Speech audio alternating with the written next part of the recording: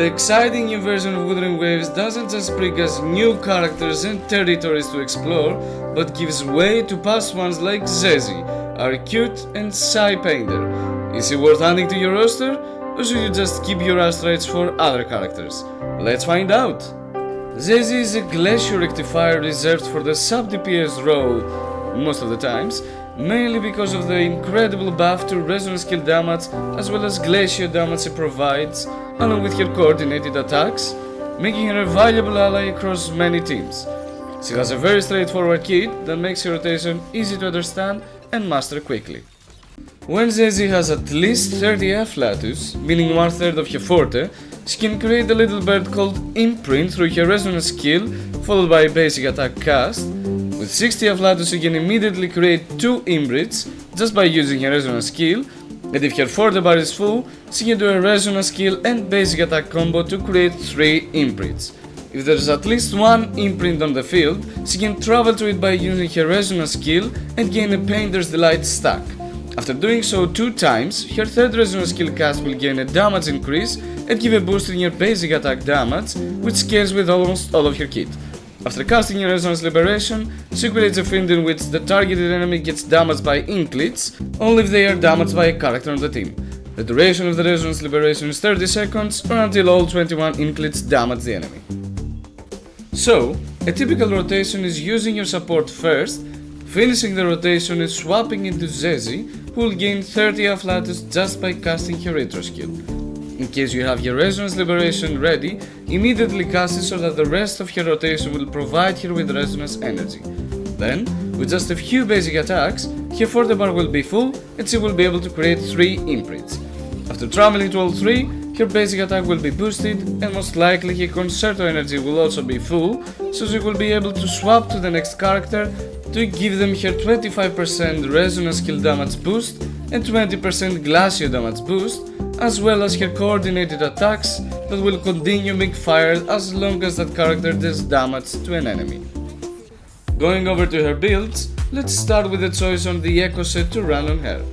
Currently, there are 3 alternative paths to follow. 1. Focusing on her damage as a character, mainly to be used if you want to increase your party's overall damage output, or in cases in the main DPS spot, which is a rare occasion. 2. Focusing on giving as many buffs to the main DPS of your team with the Moonlit Clouds set, but cutting your own source of damage a lot.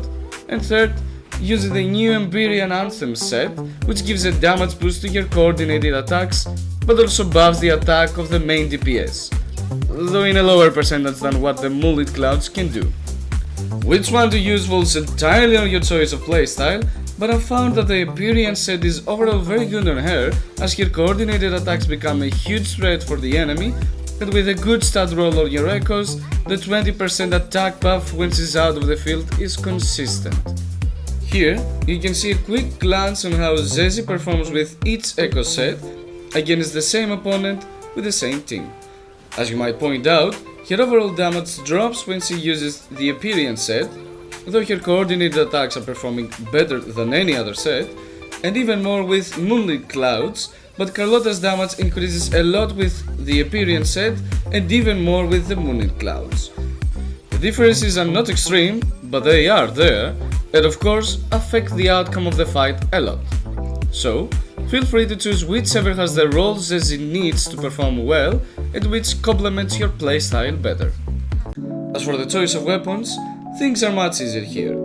Her best choice is of course her signature, Rime Draped Sprouts, as it boosts her attack by 12% and her basic attack a lot more even when she's out of the field, which increases the damage she can do with her Resonance Liberation. The second very close choice in performance is going to be String Master, and then the third one, Cosmic Ripples, though unfortunately there's a large gap in damage and overall performance from that point on. For the 4-star weapons, Augment is good just for the stats it gives, as its effect is useless on Zhezhi, and then any of the other rectifiers that boost attack are going to be okay, but she will need very good rolls on her echoes to support them.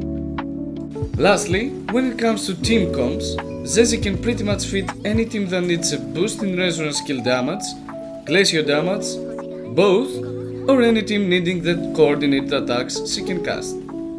Therefore, she is best paired with Carlotta or Lingyang as it gives them exactly the buffs they need. Her other best pair is with Zhezhi, as Zhezhi is the best sub DPS currently in the game to fill Jinxi's for the bar and even boost her damage, and then of course Chun-Li because of that resonance skill damage buff she provides. Just remember that Zhezhi isn't made for quick swap teams, since he can demand her to complete her rotation to be fully utilized, making swaps kind of awkward. That's all for today's video. I hope this guide gave you something valuable either if you have Zhezhi or if you're planning to pull for her.